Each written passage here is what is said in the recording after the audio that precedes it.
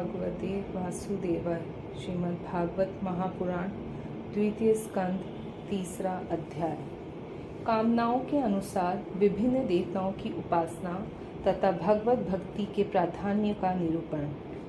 श्री सुखदेव जी ने कहा, परीक्षित, तुमने मुझसे जो कुछ पूछा था कि मरते समय बुद्धिमान मनुष्य को क्या करना चाहिए, उसका उत्तर मैंने तुम्हें दे दिया। जो ब्रह्म तेज का इच्छुक हो वह बृहस्पति की, जिसे इंद्रियों की विशेष शक्ति की कामना हो वह इंद्र की, और जिसे संतान की लालसा हो वह प्रजापतियों की उपासना करे। जिसे लक्ष्मी चाहिए वह माया देवी की, जिसे तेज चाहिए वह अग्नि की, जिसे धन चाहिए वह वसुओं की, और जिस प्रभावशाली पुरुष को वीरता की चाह है उसे रुद्रों की उपासना करनी चाहिए। जिसे बहुत अन्न प्राप्त करने की इच्छा हो वह अदिति का, जिसे स्वर्ग की कामना हो वह अदिति के पुत्र देवताओं का, जिसे राज्य की अभिलाषा हो वह विश्व देवों का, और जो प्रजा को अपने अनुकूल बनाने की इच्छा रखता हो उसे साध्य देवताओं का आराधना करना चाहिए। आयु की इच्छा से अश्विनी कुमारों का, पुष्टि की इच्छा से पृथ्वी का, और प्रतिष्ठा की चाह हो तो लोक माता पृथ्वी और आकाश का सेवन करना चाहिए। सौंदर्य की चाह से गंधर्वों की पत्नी की प्राप्ति के लिए उर्वशी अप्सरा की, और सबका स्वामी बनने के लिए ब्रह्मा की आराधना करनी चाहिए। जिसे यश की इच्छा हो वह यज्ञ पुरुष की, जिसे खजाने की लालसा हो वह वरुण की, विद्या प्राप्त करने की आकांक्षा हो तो भगवान शंकर जी की, और पति पत्नी में परस्पर प्रेम बनाए रखने के लिए पार्वती जी की उपासना करनी चाहिए। धर्म उपार्जन करने के लिए विष्णु भगवान की, वंश परंपरा की रक्षा के लिए पितरों की, बाधाओं से बचने के लिए यक्षों की, और बलवान होने के लिए मरुदगणों की आराधना करनी चाहिए। राज्य के लिए मनवंतरों के अधिपति देवों को, अभिचार के लिए निवृत्ति को, भोगों के लिए चंद्रमा को, और निष्कामता प्राप्त करने के लिए परम पुरुष नारायण को भजना चाहिए।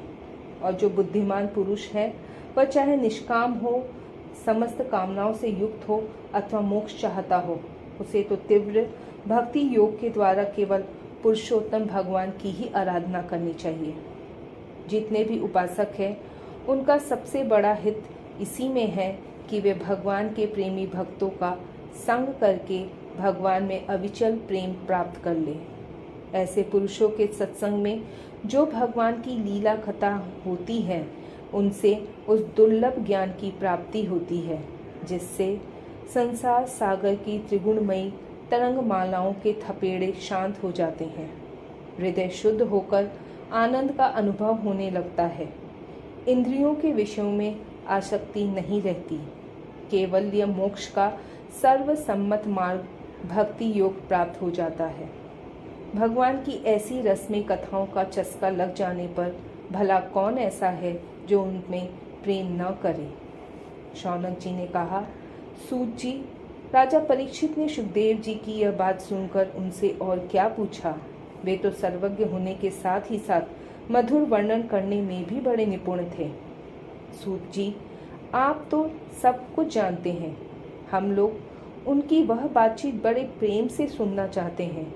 आप कृपा करके अवश्य सुनाइए, क्योंकि संतों की सभा में ऐसी ही बातें होती हैं जिनका पर्यवसान भगवान की रसमयी लीला कथा में ही होता है।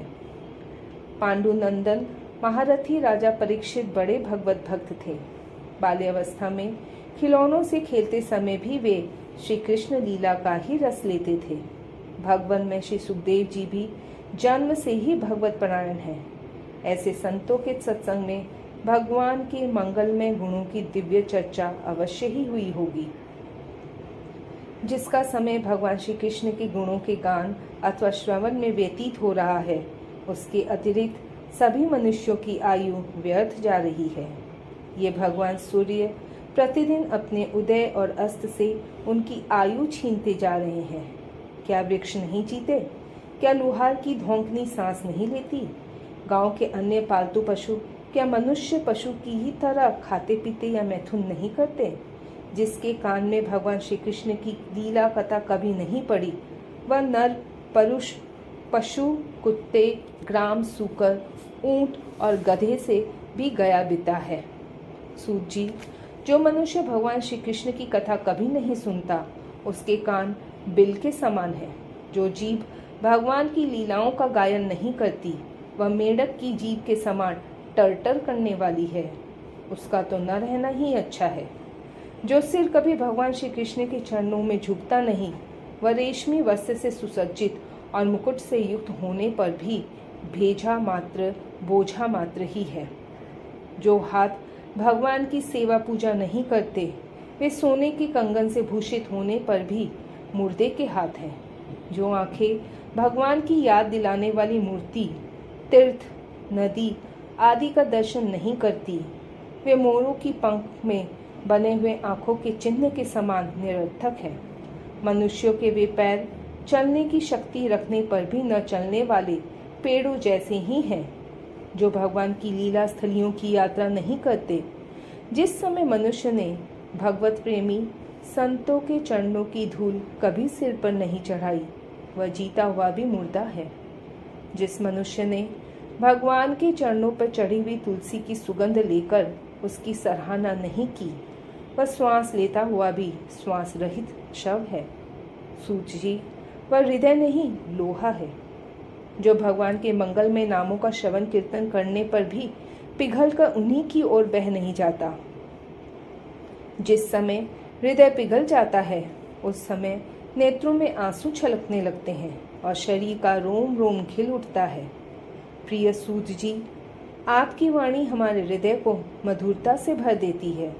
इसलिए भगवान के परम भक्त आत्मविद्या विशारद श्री सुखदेव जी ने परीक्षित के सुंदर प्रश्न करने पर जो कुछ कहा, वह संवाद आप कृपा करके हम लोगों को सुनाइए।